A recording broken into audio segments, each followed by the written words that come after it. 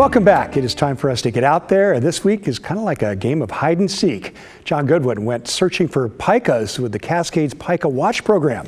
Take a look. They're found in the Columbia River Gorge, roughly between Angel's Rest and Viento State Park. At Horsetail Falls in the gorge, Joe Varner is on patrol. They're literally the lowest elevation that we find this species across its entire range, and that's one of the things that makes this population really special and worth keeping an eye on. Binoculars and some patience are needed to spot what she's looking for.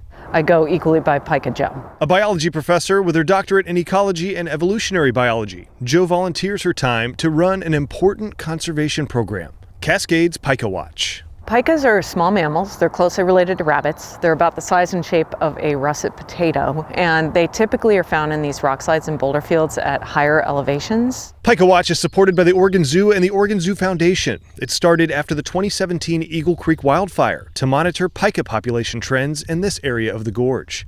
Shervin Hess is the zoo's conservation manager. In a way, there's two Oregon zoos. There's the one that most people know, where you go and visit and you spend time with your family and see the sea otters. And then there's this other one that most people don't ever get to see, and that's where we're working in the wild to protect wildlife. At the state level in Oregon, I think pikas are considered a species of conservation concern, but they are not federally listed as an endangered species. If you love wildlife and hiking, you too can go on Pika Patrol. The program recruits and trains volunteers to identify and find pikas, recording data from around 80 sites in the gorge. There's no other program where the data are going so directly to the hands of land managers. So they're just basically checking off, did we see pikas at this patch of rocks or not? It's whoever wants to do it, the more the better. So anybody who's interested in getting involved throughout the season, we would love to welcome you. On this day, the little critters were too camera shy or the camera guy too slow, but they were out there. So we're here in a pika right now.